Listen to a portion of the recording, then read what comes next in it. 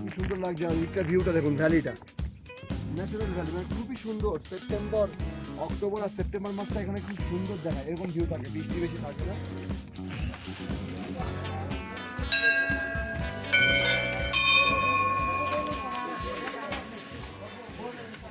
আমরা এখন এন্টার করলাম, ঢুকলাম ডুমুরাটার জন্য। এবার স্টার্ট হবে এখান থেকে।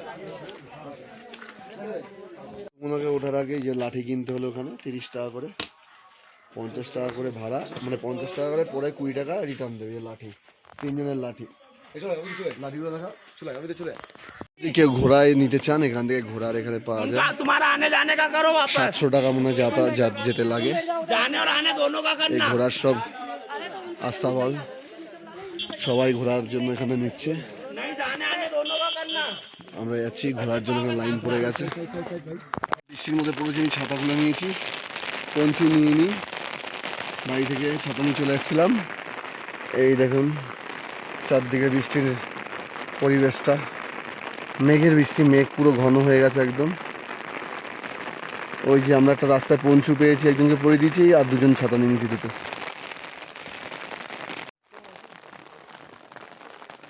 মাঝখানের ভিউ পয়েন্টটা দেখেন কত সুন্দর। ওদিকে একটু রোদ উঠেছে, ওই দূরে খুব সুন্দর।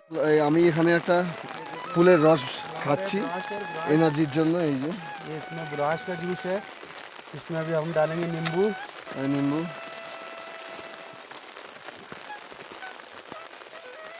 कौन सा फूल का है ये ब्राश होता है भाई, लिंडन फ्लावर बोलते हैं। লিন্ডন ফ্লাওয়ার ব্রাশ বলে কোনো ফুল আছে লোকাল, ন্যাচারাল। এখানে ফুলের জুস খেলে খুব এনার্জি বাড়ে। আমি এখানে দেখছি কিছু মৌমাছি এর মধ্যে ঘুরঘুর করছে।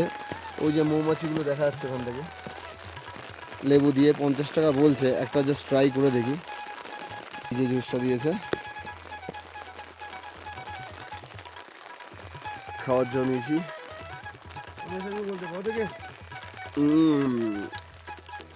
टेस्ट अच्छा है, मतलब लग रहा है कि अच्छी। আমরা যেরকম খাই স্ট্রবেরি কোনো একটা জুস খাই, স্ট্রবেরি জুস এরকম লাগছে।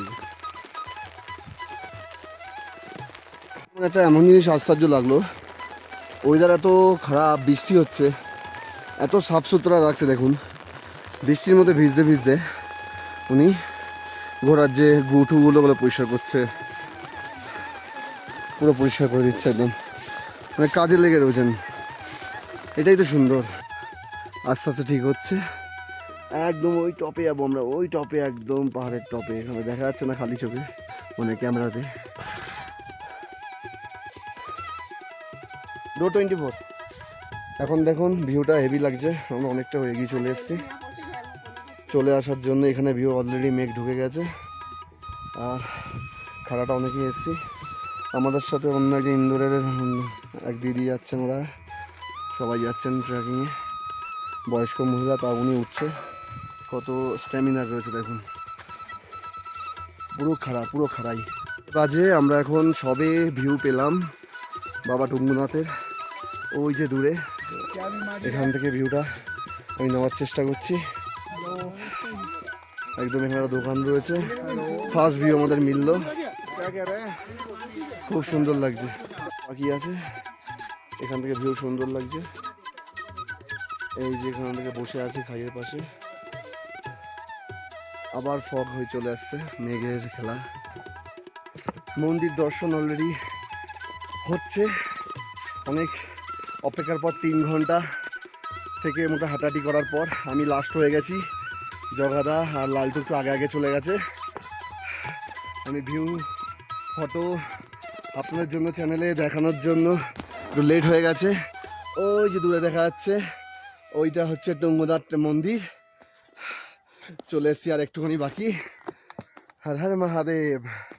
আমরা আকাশকুণ্ডে চলে এসেছি। আকাশকুণ্ডে এখানটা শায়দ আমি জুতো না পরে যাওয়াটাই ভালো। খালি পায়ে যাই যে আকাশকুণ্ড, আকাশ থেকে যত সম্ভব জল এখানটা ধরে রাখা হয়, এটা আকাশকুণ্ড বলে। আকাশকুণ্ড থেকে শুরু হয়ে যাচ্ছে বাবা টুঙ্গুনাথ মন্দিরের ওঠার রাস্তা। নামা শুরু হয়ে যাচ্ছে। বাবা টুঙ্গুনাথের পুজো দেওয়ার জন্য প্রসাদ। এই যে সব প্রসাদ লেগা প্রসাদ নিয়ে নিচ্ছে। এই যে প্রসাদ নিয়ে নিলাম এখান থেকে। পুজো দেওয়ার জন্য ফুল আছে, ফুল বাবা কা প্রসাদ, মুড়ি, কত ফুল দিয়েছে। এই যে ফুলগুলো আকন্দ টাইপের ফুল আছে, আর একটা লাল ফুল আছে, আর একটা ডাব্বা এখানে একটা কিছু দিয়েছে। দিয়ে প্রসাদ রেডি করে নিয়ে যাচ্ছি উপরে। মন্দিরে চলে এসেছি। আর লালটু পাগলা আগে পৌঁছে গেছে। এখন কিচ্ছু মেঘের দেখা যাচ্ছে না, সবাই ওখানে চিল্লাচ্ছে জয় শঙ্কর মহারাজ কি বলে। এই হচ্ছে টুঙ্গুনাথ মন্দির, সুন্দর একটা ভিউ পয়েন্টের। हर हर महादेव।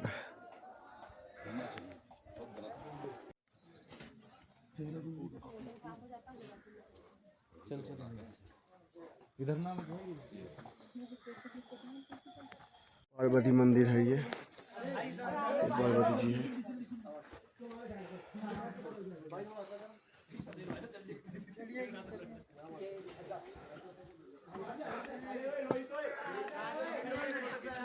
भैरवनाथ है, और ये थोड़ा शिला है, 5 शिला, 1 2 3 4 5 दिखा रहा है इधर।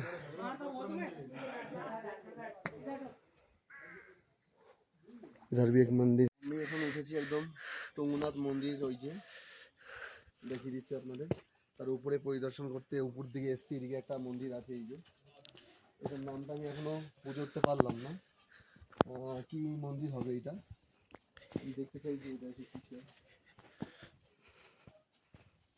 রামের মন্দির হবে এটা, রাম বা কিছু একটা বিষ্ণুর নাম তো আমি লেখা দেখতে পাচ্ছি না। যাই হোক, কেউ নেই যে জিজ্ঞেসও করবো। মন্দির একদম টুঙ্গুনাথের উপরে। আর এদিকের ভিউটা দেখুন, এখান থেকে চন্দ্রশিলা যাওয়ার জন্য যে ভিউটা, তার আগের ভিউটা দেখুন কি সুন্দর। মানে সত্যি অ্যাঙ্গেলটা খুব লাগছে। আকাশ ক্লিয়ার থাকলে এখান থেকে খুব ভালো। নিচে খাই দেখুন, ওই দেখুন নিচে খাই, বাপরে বাপ। এখন দেখেন পরিষ্কার হচ্ছে আস্তে আস্তে।